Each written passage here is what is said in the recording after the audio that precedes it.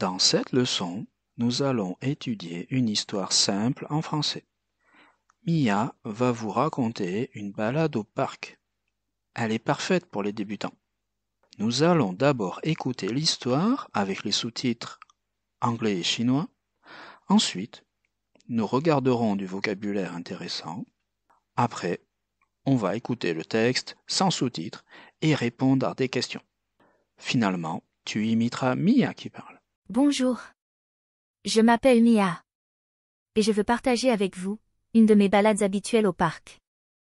Tous les samedis après-midi, quand il fait beau, je profite de l'air frais et de la tranquillité de cet endroit. Je commence toujours par préparer mon sac avec un livre, une bouteille d'eau et une couverture. Dès que j'arrive au parc, je suis accueillie par le vert des arbres et les fleurs colorées qui décorent le paysage. Je choisis un coin à l'ombre d'un grand arbre où je m'installe pour lire. Autour de moi, le parc est toujours animé. Les enfants jouent au ballon, rient, ou font de la balançoire. Près de l'étang, des familles nourrissent les canards, qui nagent tranquillement. Après un moment de lecture, je me promène le long des chemins. En marchant, je passe souvent devant un musicien, qui joue de la guitare sur un banc. Sa musique douce se mélange au bruit des feuilles et des oiseaux. En fin d'après-midi, le soleil commence à se coucher, le ciel devient orange. Je m'assois pour admirer cette lumière, qui transforme le parc en un lieu presque magique. En rentrant chez moi, je me sens toujours calme et heureuse.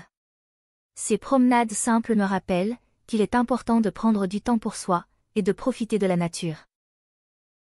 Maintenant, le vocabulaire. Le premier mot, c'est une balade. Une balade, c'est comme promenade, une promenade.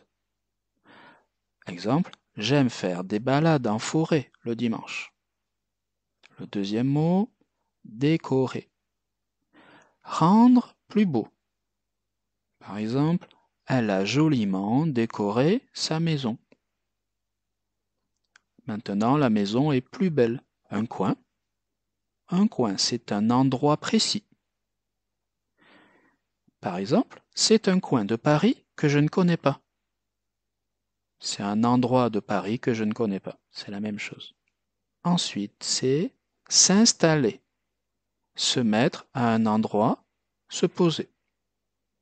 Je vais m'installer sur la terrasse pour travailler. Nourrir. Nourrir, c'est donner à manger, alimenter quelqu'un. Par exemple, les agriculteurs nourrissent les vaches avec du foin. L'autre mot, c'est profiter. Profiter, c'est tirer du plaisir ou un avantage de quelque chose. Donc, on peut dire, profite de ces moments avec ta famille. Ça veut dire, prends du plaisir de ces moments avec ta famille. Maintenant, prépare-toi. Tu vas écouter l'histoire encore une fois et tu vas répondre aux questions. Bonjour. Je m'appelle Mia. Et je veux partager avec vous une de mes balades habituelles au parc. Tous les samedis après-midi, quand il fait beau, je profite de l'air frais et de la tranquillité de cet endroit. Je commence toujours par préparer mon sac avec un livre, une bouteille d'eau et une couverture. Dès que j'arrive au parc, je suis accueillie par le vert des arbres et les fleurs colorées qui décorent le paysage. Je choisis un coin à l'ombre d'un grand arbre où je m'installe pour lire. Autour de moi, le parc est toujours animé. Les enfants jouent au ballon, rient, ou font de la balançoire. Près de l'étang, des familles nourrissent les canards, qui nagent tranquillement. Après un moment de lecture, je me promène le long des chemins. En marchant, je passe souvent devant un musicien, qui joue de la guitare sur un banc. Sa musique douce se mélange au bruit des feuilles et des oiseaux. En fin d'après-midi, le soleil commence à se coucher, le ciel devient orange. Je m'assois pour admirer cette lumière, qui transforme le parc en un lieu presque magique. En rentrant chez moi, je me sens toujours calme et heureuse. Ces promenades simples me rappellent qu'il est important de prendre du temps pour soi et de profiter de la nature. Maintenant, les questions de compréhension écrite. Quels objets Mia emmène-t-elle toujours avec elle lorsqu'elle va au parc? 2. Que fait Mia en premier une fois arrivé au parc? 3. Quels sont les différents bruits que l'on peut entendre dans le parc selon le récit? 4. Comment Mia décrit-elle l'ambiance du parc en fin d'après-midi? 5. Pourquoi ces promenades sont-elles importantes pour Mia? Voilà, les réponses sont à la fin de la vidéo. Maintenant, tu vas imiter et répéter l'histoire de Mia. Bonjour. Je m'appelle Mia. Et je veux partager avec vous une de mes balades habituelles au parc.